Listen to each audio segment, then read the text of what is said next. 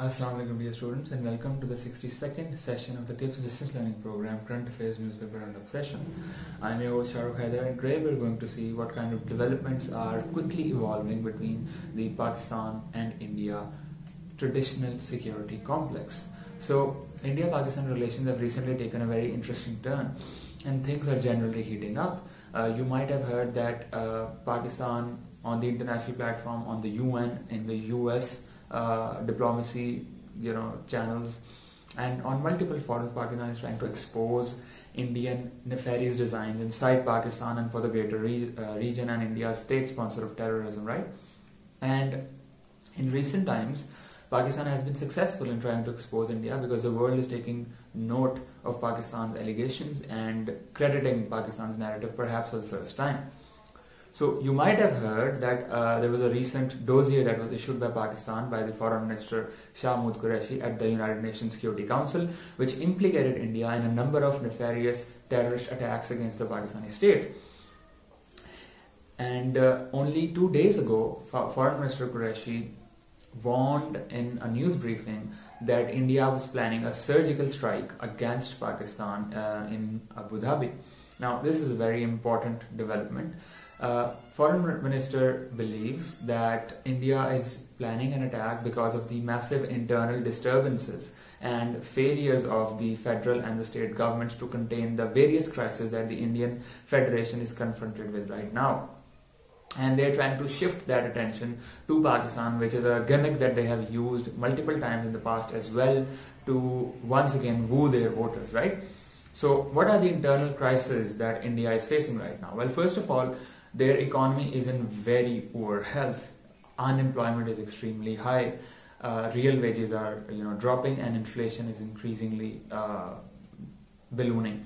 And this is primarily because of the coronavirus pandemic and the ensuing economic lockdowns and all of the economic damage that has been done. Secondly, the spread of the coronavirus in India is becoming completely out of control.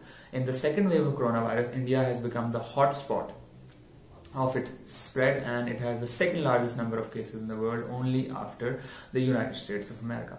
And thirdly, the farmer protests that are taking place in much of India because of the poor agricultural policies that the Modi government has brought, and the resurgence of the Khalistan movement in Indian Punjab are some of the major internal challenges to the government of India, and they are trying to shift that attention to take the wind out of the sails of these people.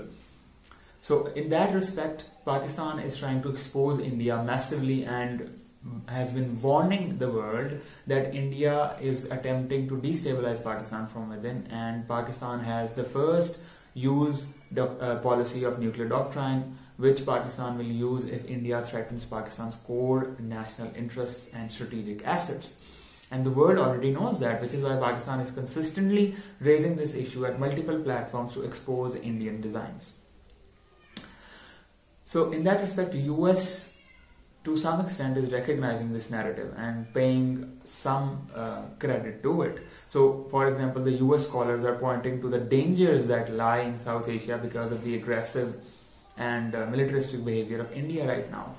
And moreover, Pakistan believes, and the Pakistani ambassador to the United States has also said on multiple platforms, including the US Institute of Peace, that the US has enough leverage and power over India and Pakistan both to stop Indian interference in Pakistan, which is getting out of hand and becoming very clear to Pakistan and to the rest of the world. Moreover, a recent United States report explored ways and options for Pakistan and India talks, including talks over the Kashmir issue. And one of the recommendations that they have made is to make working joint committees between Pakistan and India and on both sides of the Kashmir border. Now this points to important and welcome developments, because that means that US might try to get involved in the Pakistan and India conflict and try to bring some kind of changes. Now you might remember only a few months ago, before the coronavirus pandemic, the US President Donald Trump offered to mediate over the matter of Kashmir and other problems between Pakistan and India twice. That is the first time that happened, largely because in the past The US has consistently abandoned Pakistan, as we all know, in the 1965 war, in the 1971 war, despite being close members, partners, and Pakistan being in the security bloc of the United States and in the Washington camp overall. So US didn't really fulfill the commitment that it had made to Pakistan in those years.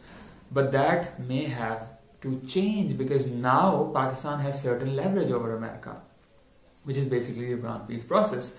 And I believe that Pakistan is actually utilizing that leverage rather well, because the US is consistently becoming more interested and inclined towards the conflict between Pakistan and India, because I believe the future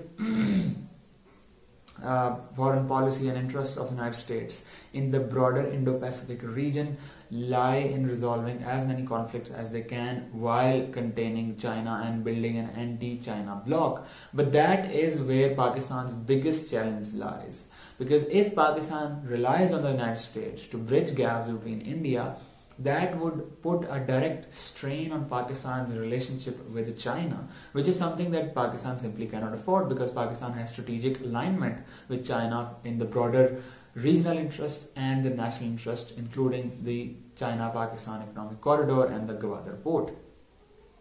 So let's see how developments will happen. Perhaps Pakistan will be able to manage and balance these two opposing forces, or maybe not, as historically it hasn't been able to. Thank you very much for your time. Take care. Allah Hafiz.